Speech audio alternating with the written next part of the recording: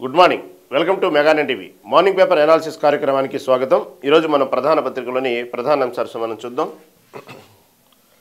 ఈరోజు ఆంధ్రప్రదేశ్ ప్రధాన పత్రికలో పంచాయతీల్లో పై చేయి.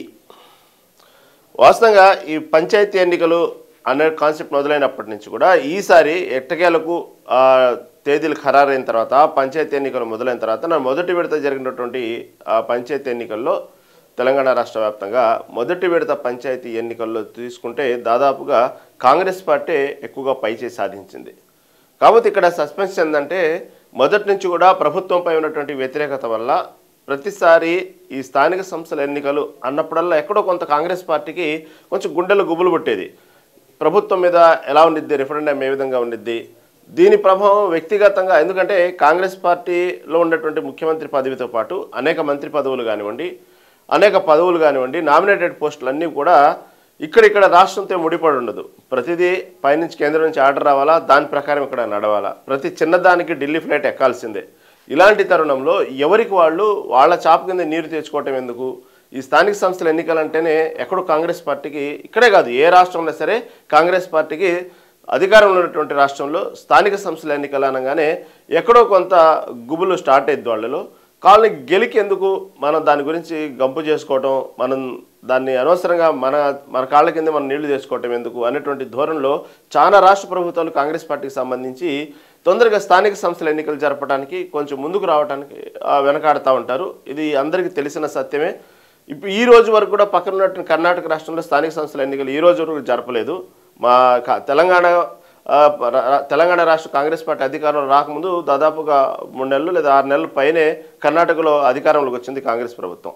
అయినప్పటికీ ఈ రోజు వరకు అక్కడ స్థానిక సంస్థల ఎన్నికలు జరపలేదు. ఎందుకంటే కాంగ్రెస్ పార్టీ అధికారంలో ఏ రాష్ట్రంలో అయినా సరే స్థానిక సంస్థల ఎన్నికలు జరపాలంటే కొంతవరకు ఆలోచిస్తూనే ఉంటారు. దాదాపుగా దానికి సంబంధించి కొంచెం దూరంగా ఉండటానికి ప్రయత్నిస్తూ ఉంటారు. అటువంటి అపవాదే తెలంగాణ రాష్ట్రం కూడా మొన్నటి వరకు మూట కట్టుకుంది. స్థానిక సంస్థలు ముందుకు వెళ్ళటానికి ఎందుకు కాంగ్రెస్ పార్టీ వెనకాడుతూ ఉంది, ఎందుకు పదే కారణాలు చెప్తా ఉంది.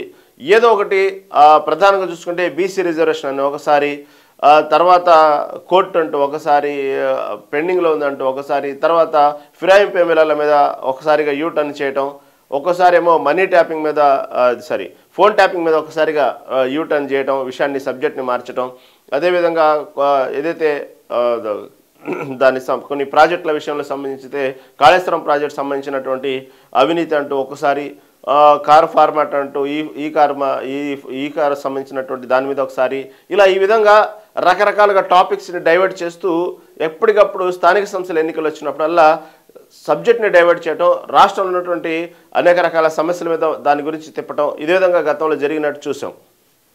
పదే ప్రతిపక్షాలు స్థానిక సంస్థల ఎన్నికలు చూసుకుందాం అనే విధంగా మాట్లాడటం. ఎందుకంటే అసెంబ్లీ ఎన్నికలు అయిన తర్వాత దాదాపుగా కొన్నాళ్ల వరకు కాంగ్రెస్ పాజిటివ్ వైపు నడిచింది. ఆ తర్వాత అనేక కారణాలు, హైడ్రా అని కానివ్వండి, ఇటు రైతుల సమస్యలు కానివ్వండి, అనేక కారణాల వల్ల ఎక్కడో నిరుద్యోగ సమస్యలు పెరిగిపోవటం, రాష్ట్రంలో అనుకున్నంతగా అభివృద్ధి కార్యక్రమాలు జరగకపోవటం, చెప్పినటువంటి హామీలు ఏదైతే ఉన్నాయో, పథకాలు ఉన్నాయో అవి అమలు చేయడంలో కేవలం ఏదో ఉచిత బస్సు ఒకటి, ఏదో కొన్ని 2-3 పథకాలు తప్ప పెద్దగా 100% జరిపినటువంటి పథకాలు లేకపోగా కొన్ని పథకాలు మాత్రం ఊరక నామకి వస్తే టచ్ చేసి వదిలిపెట్టడం, అదేవిధంగా రైతు బంధు ఇలాంటి పథకాలు వచ్చేటప్పటికి చాలామంది రైతులు వ్యతిరేకత ఉండటం, ఇవన్నీ ఉండటం వల్ల ప్రతిపక్షాలు ఎప్పటికప్పుడు ఒక్కసారిగా అసలు ప్రజల్లో ఇంత వ్యతిరేకత ఉన్నప్పుడు కాంగ్రెస్ పార్టీ మీద ఒకసారిగా స్థానిక సంస్థల ఎన్నికలు గనక జరిపితే ఒకసారిగా ప్రజాభిప్రాయం కూడా తెలిసిద్ది. దాంతోపాటు ఈ రేవంత్ రెడ్డి తలనొప్పి కూడా ఉండదు.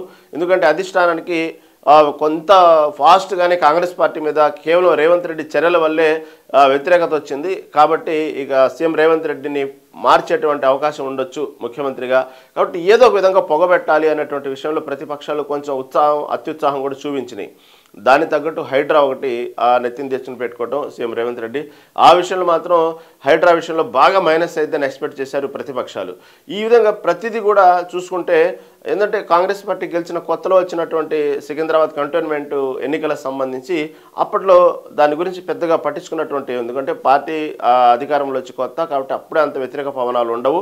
కాబట్టి ఎదురెళ్ళేసి అవమానపడటం ఎందుకని బీఆర్ఎస్ కూడా సరే ఎడిదిరిగాడ సెంటిమెంట్గా వర్కౌట్ అయింది, గెలవచ్చు అనేటువంటి ధీమా కొంత, అదేవిధంగా ప్రభుత్వానికి అప్పుడే అంత వ్యతిరేకత వెళ్ళటానికి కూడా పెద్దగా చెప్పుకోవడానికి అవకాశాలు కూడా ఏం లేవు, సబ్జెక్టులు కూడా ఏం లేవు.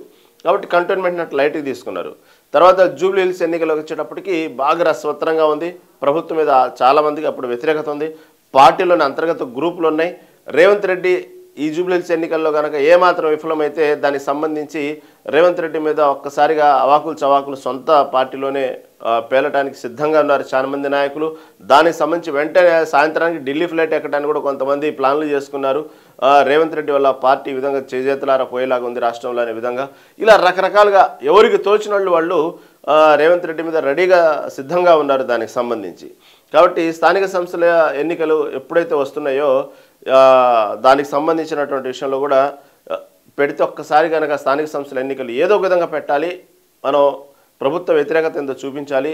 అదేవిధంగా బీఆర్ఎస్ పార్టీ కూడా ప్రధానంగా ఆశలు పెట్టుకుంది ఏంటంటే స్థానిక సంస్థల ఎన్నికల మీద జరిగినట్టు అనేక పరిణామాలు దగ్గర తీసుకుంటే గట్టిగా ఒక 6-7 నెలల నుంచి బీఆర్ఎస్ పార్టీలో వరుసగా ఏదో ఒక పరిణామాలు, అపజయాలు, ఏదో ఒక సంబంధించినటువంటి ప్రతిదీ చేదు వార్తలతో నిండిపోయింది బీఆర్ఎస్ పార్టీ గత కొంతకాలంగా.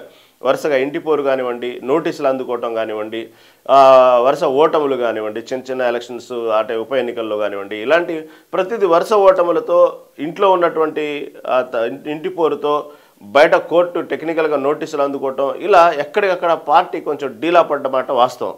ఈ పార్టీ డీలా పడ్డ విషయంలో కార్యకర్తలు ఎక్కడ చేజారిపోతారో, మళ్ళీ పార్టీ పుంజుకోవాలంటే ఇంట్లో నిన్ను గ్రూపులు అయిపోయినాయి, ఎక్కడ ఏం జరుగుతుంది. ఇటు పక్క చూస్తే కేసీఆర్ కొంచెం ఆరోగ్య సమస్యలతో కొంచెం మనిషి మెతక వైఖరితో ఉన్నారు.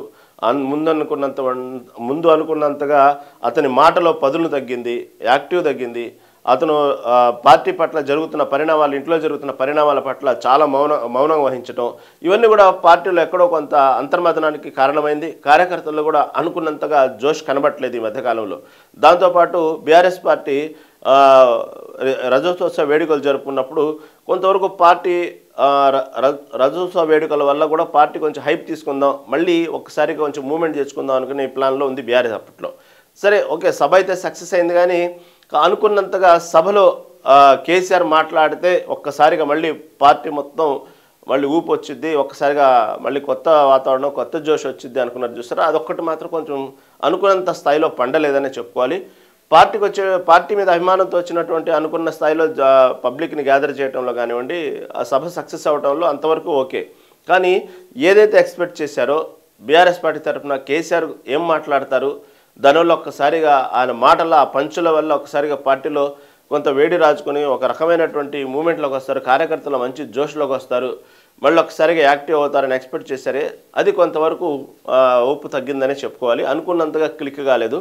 ఆయన కూడా అనుకున్నంతగా రేవంత్ రెడ్డి మీద విరుచుకుపడ్డ సందర్భం లేదు, రాష్ట్ర సమస్యల మీద విరుచుకుపడ్డ సందర్భం లేదు, లేదా పార్టీలో ఒక్కసారిగా మొత్తం మమనం చేసుకొని పార్టీలో జరుగుతున్నటువంటి మొదటి నుంచి పార్టీలు ఏ విధంగా కష్టపడ్డారు, పార్టీలో ఉన్నటువంటి విషయాలు, గతంలో పార్టీలో జరిగినటువంటి అనుభవాలు, ఇవన్నీ కూడా చెప్తే ఏదైనా పార్టీలో జోష్ చేస్తారంటే అది పెద్దగా జరగల.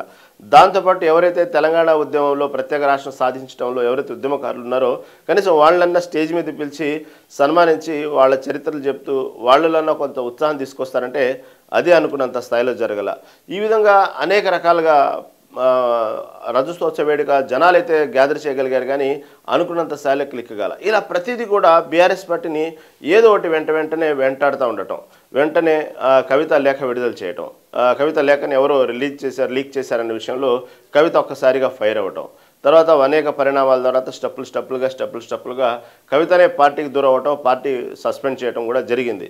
ఆ తర్వాత మళ్ళీ కేటీఆర్ హరీష్ రావు మధ్యన ఏదో చిన్న డిస్ట్రిబ్యూషన్ జరుగుతున్నాయంటాం, మళ్ళీ తర్వాత వాళ్ళు తాటిపైకి రావటం, తర్వాత మా నాయకుడు కేసీఆర్ అని చెప్పడం, ఆయన తర్వాత ఏదని చెప్పడం, ఇలా సరే పార్టీలో డ్యామేజ్ కొంచెం ప్యాచ్ వర్క్ చేసుకున్నారు అనుకునే టైంకి మళ్ళీ ఏదో ఒక పార్టీలో కొంతవరకు మళ్ళీ ఏదో ఒక పెద్ద డ్యామేజ్ జరగటం, ఇలా బీఆర్ఎస్ పార్టీ ఒక్కసారిగా ప్రతిపక్ష పాత్ర పోషించే దానికంటే కూడా ప్రభుత్వాన్ని ఎండగట్టేటువంటి పాత్ర కంటే కూడా తనను తాను కాపాడుకోవటంలో లేచినప్పటి నుంచి బీఆర్ఎస్ పార్టీ తనను తాను కాపాడుకోవటంలో జరుగుతున్నటువంటి ఏదైతే డ్యామేజ్ని ఆ ప్యాచ్ వర్క్ని రికవర్ చేసుకోవటంలోనే తలామునకలవుతుంది బీఆర్ఎస్ పార్టీ లేచినప్పటి నుంచి. ఇలాంటి తరుణంలో ఒక పక్క బీజేపీ పార్టీ పుంజుకునిద్దంటే బీజేపీ పార్టీలో సేమ్ బీఆర్ఎస్ పార్టీ లాగానే ఇన్ని అవినీతి గొడవలు లేకపోయినప్పటికీ కూడా వర్గపోరు, అంతర్గత పోరు ఎక్కువైపోయింది బీజేపీ పార్టీలో. సరే అలా మెతకబడింది. కాబట్టి ఇలాంటి తరుణంలో ఇటుపక్క కాంగ్రెస్ పార్టీ స్థానిక సంస్థలు వెళ్ళడానికి 100 రకాల సమస్యలతో ఎక్కడో కొంత ఆలోచన ధోరణిలో పడింది. ఎందుకంటే దానికి ముందు ఎన్నికల ముందు ఇచ్చినటువంటి ఏదైతే ప్రామిస్ ఉందో బీసీ రిజర్వేషన్ 42%తోనే స్థానిక సంస్థలకి ముందుకెళ్తాం అనేటువంటి మాటలో ఎప్పుడు చూసినా దానికి సంబంధించి ఇటు ఆమోదం పొందకపోవడం, అనుకున్న వీళ్ళు ఏదైతే వెంటనే కోర్టు దానికి సంబంధించి ఉత్తర్వులు జారీ చేయటం, ఇలా ప్రతిదీ కూడా ఎక్కడికక్కడ వెనకడుగు వేయటానికే ప్రభుత్వం కూడా కావాలంత చిత్తశుద్ధితో స్థానిక సంస్థల ఎన్నికలు వెళ్ళడానికి కూడా పెద్దగా ప్రయత్నం చేసింది లేదు. ఏదో ఉరామారిగా ప్రయత్నం చేసినట్టు ఉండటం, దానికి ఏదో ఒక అడ్డంకులు రావటం, ఆ అడ్డంకుని భూతార్థంలో చూపించి దీనివల్లే స్థానిక సంస్థల ఎన్నికలు వెనక్కి వెళ్ళిపోయినాయి అనేటువంటి ధోరణిలో ప్రభుత్వం చూపెట్టడానికి ప్రయత్నం చేసింది. ఇలా ప్రతిసారి ఏదో చేస్తున్న తరుణంలో ఇది మొన్న జూబ్లీహిల్స్ పుణ్యమాన్ని ఒకసారిగా కాంగ్రెస్ పార్టీ ఒకసారిగా ఊపందుకునేటప్పటికీ భారీ మెజార్టీతో గెలిచేటప్పటికి నవీన్ యాదవ్ ఓకే ఈ వాతావరణాన్ని ఇప్పుడు కరెక్ట్ సమయంలో వాడుకోవాలి అని కాంగ్రెస్ పార్టీ ముందుకు వచ్చింది. దాంతోపాటు రాష్ట్రంలో జరుగుతున్నటువంటి అనేక కార్యక్రమాలు, మొన్న చూస్తే అందాల పోటీలు కానివ్వండి, ఇటు చూస్తే గ్లోబల్ రైజింగ్ కార్యక్రమాలు కానివ్వండి, అదేవిధంగా విదేశీ పెట్టుబడులు తీసుకురావటం ఆకర్షించే పనుల భాగం కానివ్వండి, ఇలాంటివన్నీ కూడా ఒక రకమైనటువంటి వాతావరణం మొత్తం కాంగ్రెస్ పార్టీ సంబంధించినటువంటి తెలంగాణ రాష్ట్రంలో ప్రభుత్వ కార్యక్రమాలతో ఏదో ఒక కార్యక్రమాలతో ఒక పాజిటివ్ వైపుని తీసుకొచ్చి దీంతోపాటు జూబ్లీహిల్స్ ఉప ఎన్నిక ఏదైతే ఉందో దాంట్లో గెలిచిన ఊపు మీద ఉండి ఒక్కసారిగా ఇది సరైన సమయం స్థానిక సంస్థల ఎన్నికలు వెళ్ళడానికి అనేటువంటి వాతావరణాన్ని అప్పటికప్పుడు గతంలో ఉన్నటువంటి పాత రిజర్వేషనే ఏదైతే కోర్టు ఉత్తర్వులు ఉన్నటువంటి బీసీ రిజర్వేషన్ గురించి ఇంతవరకు దానికి ఎటువంటి వెలువడలేదు, దాని సంబంధించి కోర్టు కూడా ఎటువంటి చెప్పకపోయినప్పుడు పాత రిజర్వేషన్ ప్రకారం ముందుకు వచ్చి అవసరమైతే పార్టీ తరపున ఎక్కడైతే బీసీలు ఎక్కువ ఉన్నారో దాని ప్రకారమే పార్టీ తరపున అవసరమైతే 50% వరకునే రిజర్వేషన్కి వెళ్తాం అనేటువంటి ధోరణిలో స్థానిక సంస్థల ఎన్నికలకు ముందుకు వచ్చింది. రావటం ఒక రకంగా కాంగ్రెస్ పార్టీకి సరైన సమయంలో వచ్చిందని చెప్పుకోవాలి. ఎందుకంటే రిజల్ట్సే మనకు అర్థమవుతోంది. కాకపోతే కామన్గా ఎప్పుడైనా సరే అధికారంలో ఉన్నటువంటి పార్టీ ఉన్నప్పుడు స్థానిక సంస్థల ఎన్నికల్లో ఉన్నప్పుడు అధికార పార్టీకి ఎక్కువ అవకాశాలు ఉంటాయి. కాకపోతే ఇక్కడ పరిస్థితి వేరు తెలంగాణ రాష్ట్రంలో. ఎందుకంటే చాలా గ్యాప్ తర్వాత, అంటే ఇంత దాదాపు 2 ఏళ్ల తర్వాత స్థానిక సంస్థల ఎన్నికలు వెళ్ళటం అనేది కొంతవరకు సాహసంతో కూడుకున్న విషయమే. ఎందుకంటే ఎక్కడ చూసినా కూడా ప్రభుత్వం మీద వ్యతిరేకత కొద్ది గొప్ప మూట కట్టుకునే ఉంటారు. దానికి తోడు నామినేటెడ్ పోస్టులు అలాగే దాన్ని అలా హోల్డ్లో పెట్టడం వల్ల చాలామంది ఆశావాళ్ళు నిరుత్సాహంగా ఉన్నారు. ఒక పక్క గ్రామాల్లో ఎక్కడ చూసినా కూడా అభివృద్ధి కార్యక్రమాలు జరగకపోగా, కనీసం జరగాల్సినటువంటి పంచాయతీ కార్యక్రమాలు కూడా జరగకపోగా ఎక్కడికక్కడ నిధులు పక్కన పడేసి ఉన్నాయి సర్పంచులు లేక, కేవలం ఈవోలు పరిపాలిస్తున్నారు అక్కడ. ఇలా ఉన్న సమయంలో కాంగ్రెస్ పార్టీ మీద సరే సమయం వచ్చింది, అవకాశం వచ్చినప్పుడు మాత్రం మీకు ఏ విధంగా బుద్ధి చెప్పాలో మాకు తెలుసు అనేటువంటి విషయంలో చాలా గ్రామాల్లో ప్రజలు అలా సైలెంట్గా ఉన్నారు. అధికార పార్టీ మీద నివురుగప్పిన నొప్పిలాగా అలాగే ఉన్నారు దానికి సంబంధించి. అంటే అలాంటి ఇంపాక్ట్ కనబడితే ఒకసారి గ్రామాల్లో కాంగ్రెస్ పార్టీ మీద అవకాశం ఉండేటువంటి సమయం అనమాట. ఎందుకంటే చానాళ్ల తర్వాత మళ్ళీ పంచాయతీ ఎన్నికలు పెడుతున్నారు కాబట్టి, లోకల్ ఎలక్షన్ జరుగుతున్నాయి కాబట్టి దీని మీద ఎక్కువగా ఇటు ప్రతిపక్ష పార్టీలు అయితే ఆశ పెట్టుకున్నాయి. ఏమని, కనీసం స్థానిక సంస్థల ఎన్నికలన్నా సరే కాంగ్రెస్ పార్టీకి వ్యతిరేకంగా ప్రజా తీర్పు వస్తే దీన్ని మనం హైలైట్ చేసుకుని మళ్ళీ ముందుకు వెళ్దాము దానికి సంబంధించి అని అనుకున్నారు. ఇలా వరుసగా ఏదో ఒక దెబ్బలు తగులుతున్నాయి ప్రతిపక్ష పార్టీలు. ఇక్కడ కూడా పంచాయతీ ఎన్నికల్లో కూడా అనుకున్నంత స్థాయిలో ప్రతిపక్ష పార్టీలు కాంగ్రెస్ పార్టీని పెద్దగా డ్యామేజ్ చేయలేకపోయినాయి. కొన్ని చోట్ల అనుకున్న దానికంటే కూడా కాంగ్రెస్ పార్టీలో ఉన్నటువంటి ఎమ్మెల్యేలు, మంత్రులు వాళ్ళ సొంత ఊళ్ళల్లో కూడా కొన్ని చోట్ల బీఆర్ఎస్ పార్టీ గెలిచినటువంటి సందర్భం ఉంది. ఈ నిన్న జరిగిన మొదటి విడత పంచాయతీ ఎన్నికల్లో కొన్ని సర్పంచ్ స్థానాలు కైవసం చేసుకున్నాయి. కొన్ని ప్రాంతాల్లో అయితే సీతక్క కూడా 1కి 5 సార్లు పర్యటించినటువంటి గ్రామంలో కూడా అక్కడ బీఆర్ఎస్ పార్టీ భారీ దగ్గర మంచి 3000 పైన మెజార్టీతో గెలిచినటువంటి గ్రామాలు కూడా ఉన్నాయి ఇక్కడ. అదేవిధంగా కాంగ్రెస్ పార్టీ కొంతమంది ఎమ్మెల్యేలు సొంత ఊర్లలో వాళ్ళ నియోజకవర్గంలో కూడా బీఆర్ఎస్ పార్టీ సందర్భాలు ఉన్నాయి.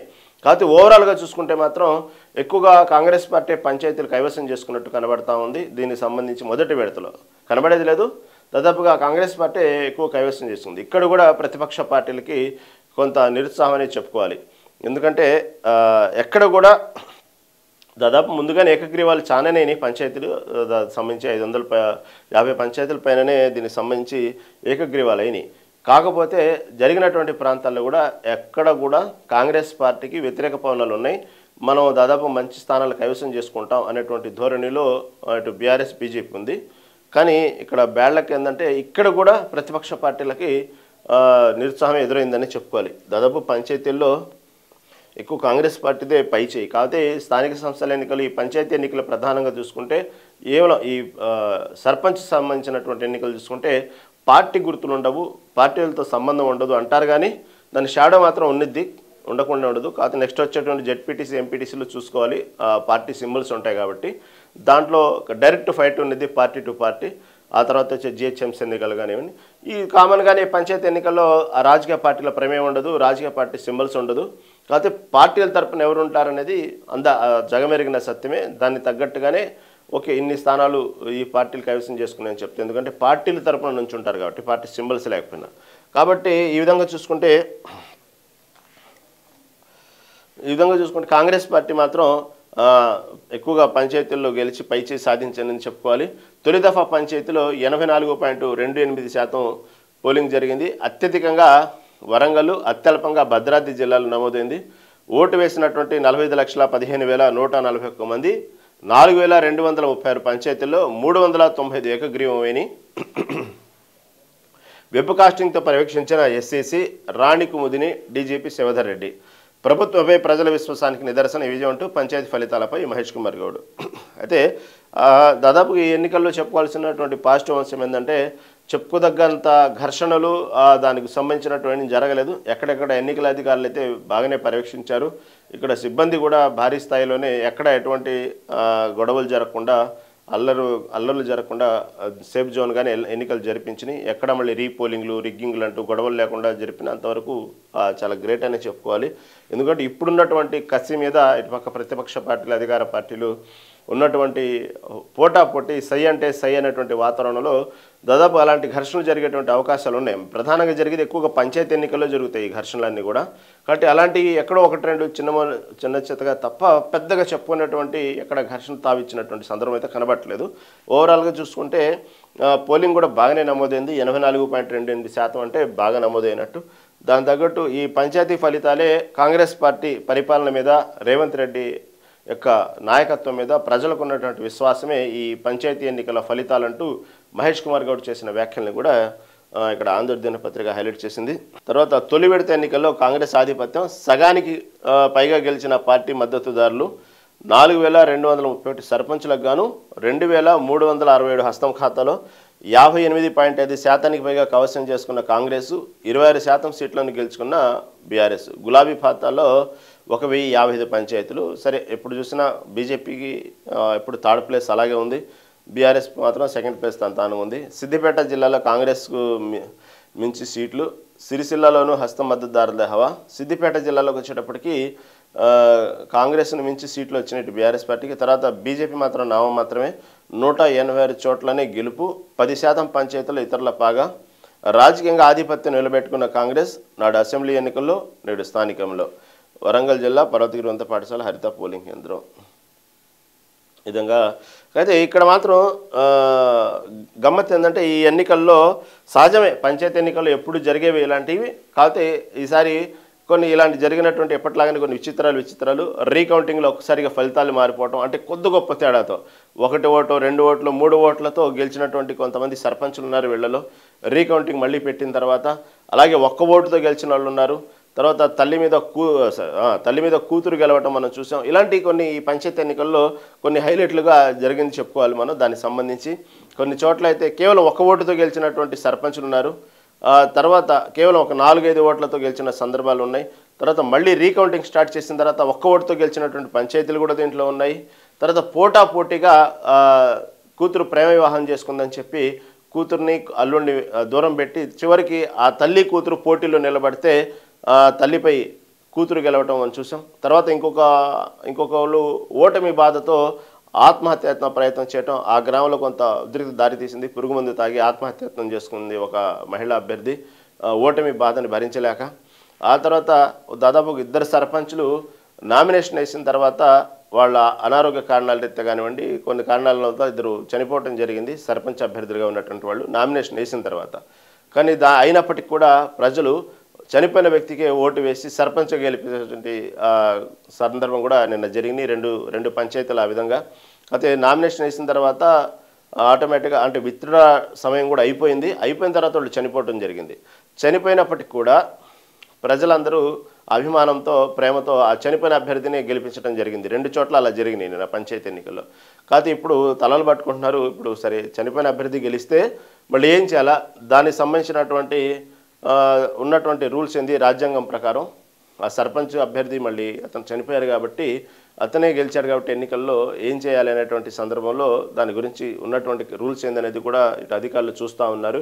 కాబట్టి అక్కడ ఉన్నటువంటి ప్రజలు మాత్రం అభిమానంతో ఆ చనిపోయిన వ్యక్తిని గెలిపేయడం అనేది 2 చోట్ల జరిగిందట నిన్న పంచాయతీ ఎన్నికలు.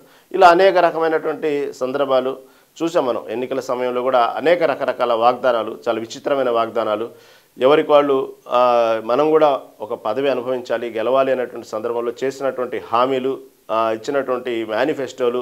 ఎక్కడైనా పంచాయతీ ఎన్నికల్లో మేనిఫెస్టోలు ఉండవు, ఇక్కడ మాత్రం మేనిఫెస్టోలు తెలంగాణ వ్యాప్తంగా నిన్న చాలామంది చాలా ఎన్నికల్లో చాలా గ్రామాల్లో మేనిఫెస్టోలు విడుదల చేయటం, వీళ్ళే సొంతంగా మేనిఫెస్టో తయారు చేసి గ్రామాల్లో దండోరా వేయించటం, తర్వాత ఎన్నికల సంబంధించినటువంటి విషయాల్లో గెలిస్తే మేము ఈ విధంగా చేస్తామంటూ ఆల్రెడీ బాండ్ రాయించి బాండ్ ఇవ్వటం, గెలవకపోతే చెప్పులు దండ వేయమంటాం, తర్వాత కాళ్ల వేళ్లబడి ఓట్లు అడిగిన సందర్భాలు. అదేవిధంగా చివరికి వార్డు మెంబర్ని కూడా చూస్తే ఎన్నికల మేనిఫెస్టోలు విడుదల చేయడం చూస్తే చాలా విచిత్రం. వార్డు మెంబర్స్ కూడా గెలిపిస్తే ఈ వార్డుకి ఇది చేస్తాం అనేటువంటి మేనిఫెస్టో విడుదల చేయడం. ఒక అతనైతే ఏకంగా మళ్ళీ పంచాయతీ ఎన్నికలు వచ్చేదాకా ఆ వార్డుకి సంబంధించిన ఎవరైతే పురుషులు ఉన్నారో వాళ్లకు షేవింగు కటింగు ఫ్రీగా చేస్తాను అని చెప్పి నా భార్యని గెలిపించండి అని చెప్తూ ఇంకొక అతను విడుదల చేసినవి. ఇవన్నీ కూడా దాదాపుగా ఎవరైతే ఈ హామీలు ఇస్తూ ప్రత్యేక మేనిఫెస్టో తయారు చేస్తూ వీళ్ళే బాండ్ రాస్తూ ఊరూరు తిరిగినటువంటి కొన్ని సర్పంచ్ స్థానాల్లో కానీ ప్రజలు జస్ట్ అది ఎంటర్టైన్మెంట్గా మీడియాకి చెప్పుకోవడానికి సోషల్ మీడియాలో ఉపయోగపడిందే కానీ వాళ్ళు పర్టికులర్ చూస్తే అలా చెప్పి చేసినవి దాదాపు పెద్దగా సక్సెస్ అవ్వలేదు. కామన్గానే అవన్నీ చెప్పుకోవడానికి విచిత్రం కనబడ్డాయి కానీ ఎన్నికలు వచ్చే ప్రజలు వాళ్ళేం పట్టం కట్టలేదు. ఏదో 1-2 చోట్ల అలాంటి చెప్పిన సందర్భాలు పట్టం కట్టినాయి తప్ప మిగతాయి పెద్దగా దాని గురించి పర్టికులర్గా ఎంక్వైరీ చేస్తే దాని గురించి పెద్దగా గెలిచిన సందర్భాలు ఎక్కడ కనబడలేదు. ఏదో 1-2 చోట్ల మాత్రం చెప్పినట్టుగానే ప్రజలు నమ్మారు, బాధ్యతగా పట్టం కట్టారు. కానీ కామన్గానే ఓటుకు డబ్బు పంచిన వాళ్ళే గెలిచారు. అక్కడ ఎవరైతే ఓటుకు సంబంధించినటువంటి ఎవరైతే డబ్బులు పంచలేదో సహజంగానే వాళ్ళు ఓడిపోయారు. ఇవన్నీ ఎంత బాధ్యతగా గ్రామాన్ని డెవలప్ చేస్తాము, ఈ చేస్తామని చెప్పినటువంటి నాయకులు ఉన్నారో, అక్కడ వార్డు మెంబర్లు ఉన్నారో, సర్పంచ్ స్థానాలు ఉన్నారో, డబ్బులు ఇవ్వంది వాళ్ళు ఎవరు ఓటేయలేదు, వాళ్ళని ఎవరు ఆదరించలే. కొన్ని గ్రామాల్లో అయితే చదువుకున్నటువంటి విద్యార్థులు ఉన్నారు. అక్కడ గ్రామాన్ని ఈ విధంగా మేము డెవలప్ చేస్తాం అంటూ కొంతమంది అసలు ఉద్యోగాలు వదిలేసి కొంతమంది దానికి సంబంధించిన ఎన్నికల్లో పోటీ చేసిన సందర్భాలు ఇక్కడ చూసాం. నిన్న జరిగిన పంచాయతీ ఎన్నికల్లో వాళ్ళందరికీ కూడా డబ్బులు ఇస్తేనే ఓటేశారు కానీ ఎవరు ఇక్కడ క్వాలిఫికేషన్ చూడలేదు. గ్రామం మీద అవగాహన ఉండి, గ్రామ సమస్యల మీద అవగాహన ఉండి మమ్మల్ని గెలిపిస్తే గ్రామాన్ని ఈ విధంగా మేము అభివృద్ధి చేస్తామనుకున్న వాళ్ళు కూడా ప్రజలేం పట్టం కట్టల. చివరికి అక్కడ ఓటుకు నోటు ఇచ్చిన వాళ్ళకి పట్టం కట్టారు. దాంతోపాటు ప్రస్తుతం ఉన్నటువంటి అనేక పథకాలు ప్రస్తుతం నడుస్తున్నాయి కాబట్టి ప్రభుత్వానికి సంబంధించి ఉచిత ఇళ్ళు కానివ్వండి, అనేక రకాల హామీలు ఇచ్చున్నాయి ప్రభుత్వం. దానికి సంబంధించినటువంటి ఏదైతే ఉన్నాయో అవన్నీ కూడా ప్రభుత్వం ఇచ్చేటువంటి పథకాల్లో ఎక్కడ కేవలం ఎన్నికలు అయిపోతే మళ్ళీ రేపు తెల్లారి నుంచి అంటే ఈ రోజు నుంచి మళ్ళీ మామూలే. కాబట్టి ప్రభుత్వానికి వ్యతిరేకంగా ఓటు వేయటం వల్ల కొన్ని పథకాలు మేము కోల్పోతామో, లేకపోతే అధికార పార్టీ యొక్క నాయకుల దృష్టిలో మనం పడి ఇబ్బందులు పడతామో ఇలా అనుకున్నటువంటి సందర్భాల్లో కూడా కొన్ని ఉన్నాయి. అలాంటి గ్రామాలు ఆ రిజల్ట్స్ అలాగే ఉన్నాయి. కాంగ్రెస్ పార్టీకి ఎక్కువగా సీట్లు కైవసం చేసుకున్నటువంటి సందర్భాలు చూశారు. ఏదేమైనప్పటికీ కూడా గతంలో కాకుండా ప్రజలు చాలా అవేర్నెస్తో ఉన్నారు కాబట్టి ప్రభుత్వం మీద వ్యతిరేకత ఉంది. గట్టిగా ఎట్టి పరిస్థితుల్లో గెలుస్తామనేటువంటి ఆశలతో ఉన్నటువంటి ప్రతిపక్ష పార్టీకి మాత్రం ఈ పంచాయతీ ఎన్నికలు మాత్రం అనుకున్నంత స్థాయిలో వాళ్ళని ఆశలు చిగురింపచ్చడానికి మాత్రం ఎక్కడ జరగలేదు అనేటువంటి సందర్భం అయితే కనబడతా ఉంది. ఎందుకంటే మొన్న జరిగినట్టు జూబ్లీ హిల్స్ ఎన్నికల్లో కూడా డైరెక్ట్గానే జాగృతి అధ్యక్షురాలు కవిత చెప్పడం జరిగింది, రూరల్ ప్రాంతాల్లో బాగా వ్యతిరేకత ఉంది కాంగ్రెస్ పార్టీ మీద. మళ్ళీ ఎందుకు జూబ్లీ హిల్స్ ఎన్నికల్లో ఎందుకు ఓడిపోయారు, కాంగ్రెస్ పార్టీ ఎందుకు గెలిచింది, అంత వ్యతిరేకత ఉండి కూడా సరైనటువంటి క్యాంపెయినింగ్ జరగలేదు, సరైనటువంటి ఇది జరగలేదు అంటూ చెప్పుకొచ్చారు. నిజమేనేమో గ్రామాల్లో అంత వ్యతిరేకత ఉందేమో కాంగ్రెస్ పార్టీ మీద అనుకున్నారు ఆ వ్యాఖ్యలను చూసి చాలామంది. కానీ ఇక్కడ చూస్తే ఫలితాలు ఆ విధంగా ఏం లేదు. కాంగ్రెస్ పార్టీకే పట్టం కట్టారు. అధిక శాతం ఎక్కువగా కాంగ్రెస్ పార్టీ గెలుచుకుంది. కాదు కొన్ని చోట్ల ఎవరైతే కాంగ్రెస్ పార్టీ ప్రభుత్వం అధికారంలో ఉండి అధికారంలో ఉన్నటువంటి శాసనసభ్యులు ఉన్నటువంటి గ్రామాల్లో కొన్ని షాకింగ్ ఏంటంటే అక్కడ బీఆర్ఎస్ గెలవటం, ఒక స్థానంలో అయితే బీజేపీ పార్టీ గెలవటం అయితే భారీ మెజారిటీతో బీజేపీ అభ్యర్థి కూడా మహిళా అభ్యర్థి కూడా గెలవటం జరిగారు. అలాంటి కొన్ని షాకులు జరిగినాయి కాంగ్రెస్ పార్టీకి. దాన్ని ఒకసారి వాళ్ళు ఎక్కడ లోపం జరిగిందని చూసుకోవడానికి కూడా ఒక అవకాశం ఉంది. ఎందుకంటే వాళ్ళు వచ్చే అసెంబ్లీ ఎన్నికల్లోపు వాళ్ళ సొంత ఊళ్ళలోనే, వాళ్ళ సొంత గ్రామంలో, వాళ్ళ సొంత నియోజకవర్గంలో ఈ విధంగా ఓటమి చెందటం అనేది కాంగ్రెస్ పార్టీ కూడా కొంచెం ఇబ్బందే. కాబట్టి వాళ్ళు చూసుకోవడానికి రిఫరెండం చేసుకుని ఒక ఉపయోగపడింది. ఓ చోటైతే సీతక్క అయితే 1-4 సార్లు ములుగు సంబంధించిన ఏరియాల్లో సీతక్క తిరిగి 4-5 సార్లు తిరిగి అభ్యర్థి గెలిపించండి అన్న ఏరియాలో కూడా అక్కడ కాంగ్రెస్ పార్టీ ఓడిపోవడం కూడా ఒకసారి షాకింగ్ గురి చేసింది. ఇలా కాంగ్రెస్ పార్టీ ఓవరాల్గా చూసుకుంటే మాత్రం పంచాయతీ ఎన్నికల్లో మొదటి దశ జరిగినటువంటి ఎన్నికల్లో మాత్రం కాంగ్రెస్ పార్టీ ఎక్కువగా స్థానాలు కైవసం చేసుకుంది. మళ్ళీ రెండో సంబంధించినటువంటి విడతలో చూడాలి ఎలా ఈసారి కాంగ్రెస్ పార్టీ లేకపోతే బీఆర్ఎస్ అయ్యేది అనేది. అయితే ప్రస్తుతానికైతే మాత్రం పంచాయతీ ఎన్నికల్లో పార్టీ మీద ఇటు రేవంత్ రెడ్డి నాయకత్వం మీద రూరల్ ఏరియాలో కూడా నమ్మకం స్థానం సంపాదించారని చెప్పుకోవాలి.